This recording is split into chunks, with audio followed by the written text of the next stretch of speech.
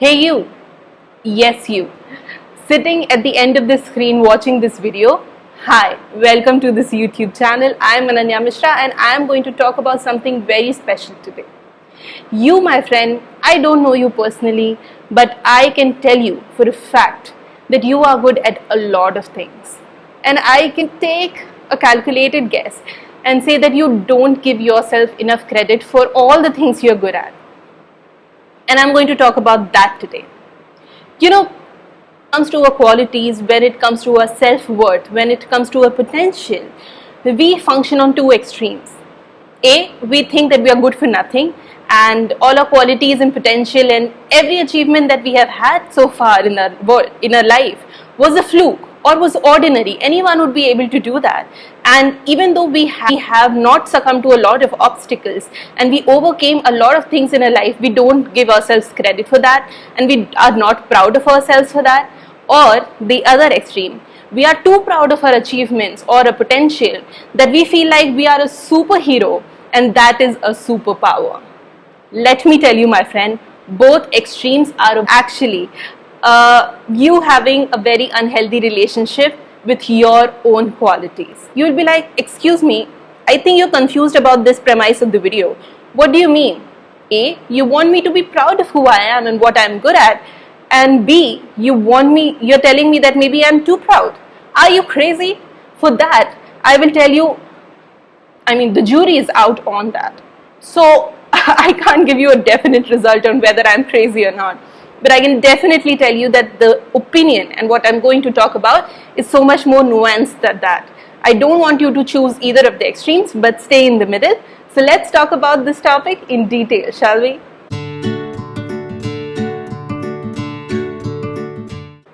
So basically what I wanted to talk about is that we all are good at this thing or that thing and we understand it. But we don't give ourselves enough credit for that because we feel like, what we are doing is very laymanish and very ordinary. And if we start giving ourselves credit for the things we are good at, we would never be able to focus on the things that we are bad at and we will be too much in our head. Because when, since we were children, we are told, yes, you're good at this. Maybe if there are 5 subjects, people are like, okay, yeah, yes, you're good at languages and maybe science, but you're bad at math, so practice that more. So people always say, yes, you're good at that, but you're bad at this. So in our minds are wired to understand and recognize what we are bad at instead of what we are good at. And we undermine all our worth and all our potential. That leads to a lot of confidence issues. That leads to us not recognizing our self-worth properly. And if you don't recognize your own self-worth properly, how will you be able to convince someone else what you're worth of? So, acknowledge the things that you're good at and credit yourself for that and be proud of yourself. However, the other end of the extreme, what we are going to talk about in detail today, is that sometimes we have a very unhealthy relationship with being proud of what we are good at. Let me explain in detail. I'll take a personal example of my own self because I don't know any other person better than what I know myself. And this is again not bragging. For the topic of this video, I would have to highlight some things that I am good at, but it is not me being like, look at me, I've got my life sorted. Let me tell you, my friend, I'm far from that. But okay, so there are a few things that I think I'm good at and it has come after a lot of introspection. However, I also find myself stretching it to an unimaginable extent that becomes unhealthy for me. For example, I pride myself on the fact that I have a really robust work ethic. I am a hard-working person. I am a sincere person, and I've given this example before. If you give me a task to clean this, even though it has nothing to do with me, it will bring me no joy, it will not add to the quality of my life, maybe I will not even be credited for that. But if you use the kind of language which makes me believe that that work is mine or that work has been assigned to me, I will do it to the best of my capabilities because I have started identifying with the fact that I have a good work ethic. This is great. Don't get me wrong. Having a good work ethic and being hardworking is perfect. Being sincere is very good and it's needed in the kind of cutthroat environment that we live in.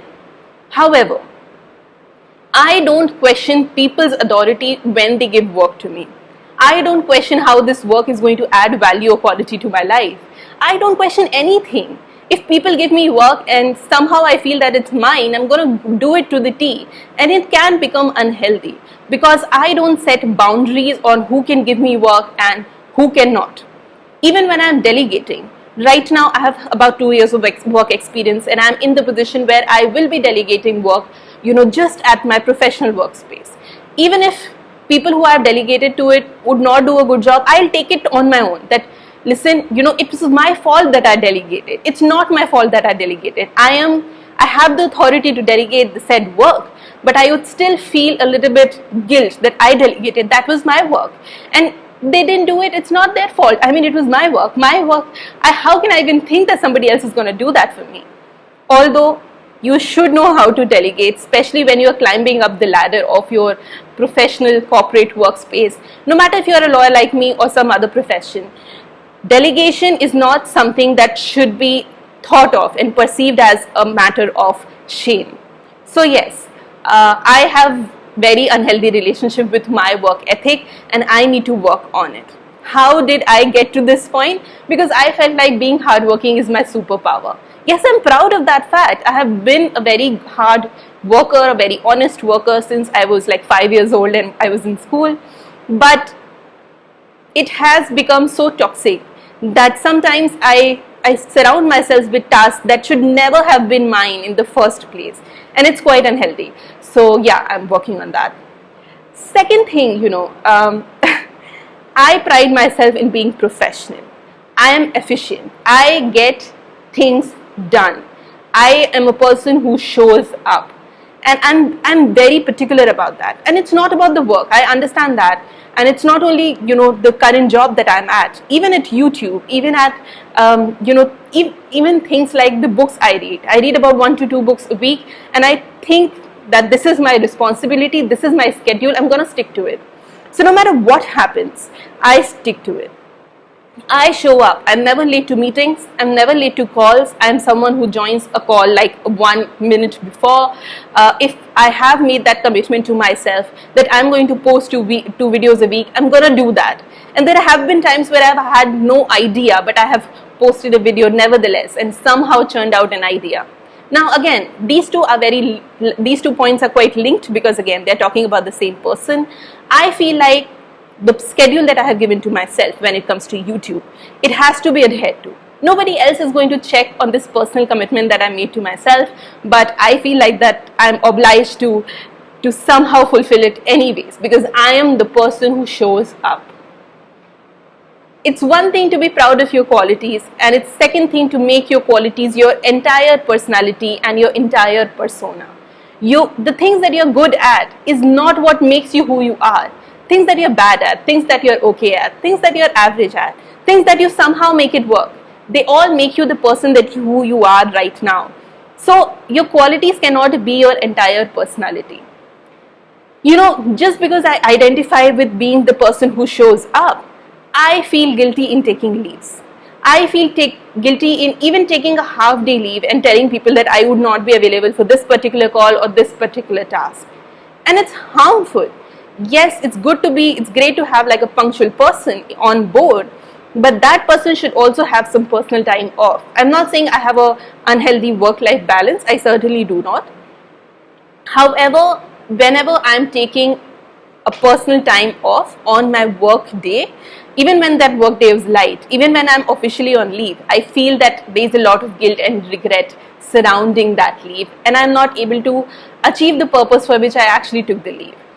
If I have to, say ki I can't do this, like even if it's a personal commitment, if I have to say no to a friend for a coffee date, if I have to say no to a friend for like a virtual call where all friends are there, but I have to do something important, so I have to log off, I feel extremely guilty about it because again, in my mind, I'm the person who shows up. I'm the person who is always ready, always presentable, always there to honor commitments, which is great.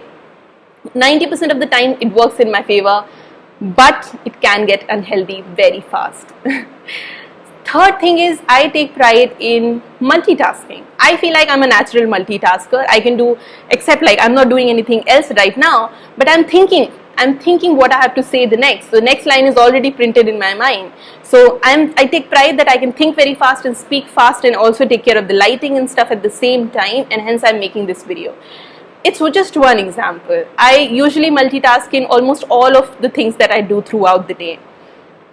So when somebody says that these are the 5 tasks, on the top of the 5 tasks that I was already in charge of in the day, I feel like I would be able to do that. I'm a good multitasker, and that adds to the pressure because I let people add more to my plate than what I'm able to take, because I don't really have a healthy idea of how much I can handle and how much I cannot, because I have never in my entire life missed a deadline. I don't miss deadlines. That's not who I am. So I'm like, no matter what, I will make it work. And now it's definitely coming from a place of privilege, right? Because all of this work that I'm talking about is professional work. And it's only because I don't cook, I don't clean, I have help for that. My mother, she very, very kindly cooks for all of us. So I don't have any domestic responsibilities. I'm not married, I don't have kids, I don't have any big financial responsibilities to take care of. All I have to do is work and work and work. Like my job is my primary responsibility. That's why I'm able to add all of that to my plate. I'm 26. I'm pretty, I'm very new in this corporate sector. I sometimes think that if I don't work on this habit, and if I keep on having this unhealthy relationship with my multitasking quality, I would not be able to sustain, and I would not know how to shift things from my plate when the time comes, when I actually do get married, when I actually do have kids or additional responsibilities. And that freaks me out. That shouldn't be the case, right? Like, I should be having like a healthy idea of what work should look like, and I don't. And that's, I don't even know where to cap my capacity for a particular day.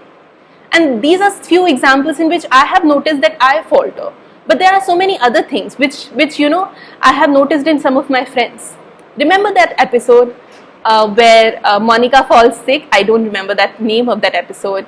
I think it's somewhere in season 6 of Friends, the sitcom Friends, where Monica gets sick and she's sent home back from work, because obviously she's handling people's food and she has a running nose and everything. And she says, I'm not sick, I don't fall sick. Because she identifies with the person who does not fall sick, who has a high threshold of pain, who is generally fitter, which is great. People are like that. But having a really high threshold of pain, not falling sick ever, and being a superhero are two completely different things. And people don't acknowledge it and understand it quite often.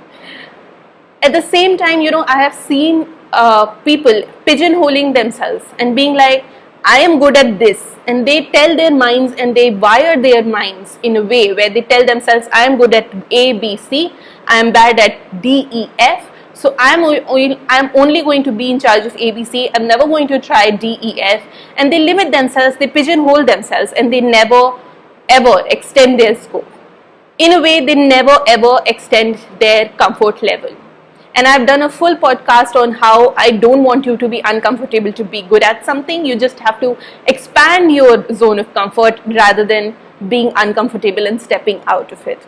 And these people who are too adamant on pigeonholing themselves because they identify with being good at these 3 things, they feel like they can never be good at other 3 things or other 4 things.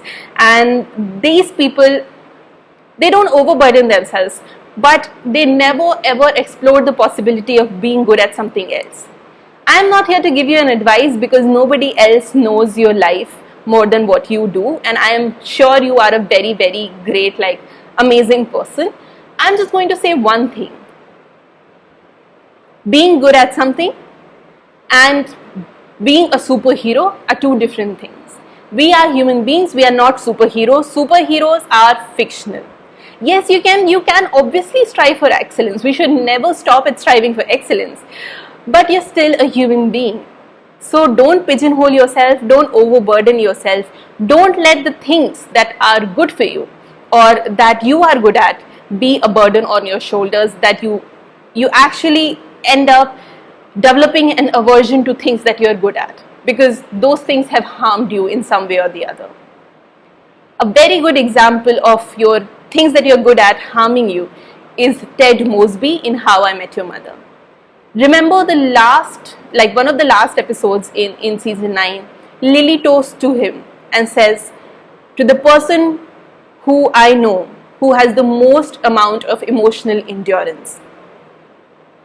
Ted is always identified as the someone who has a lot of emotional maturity and emotional endurance.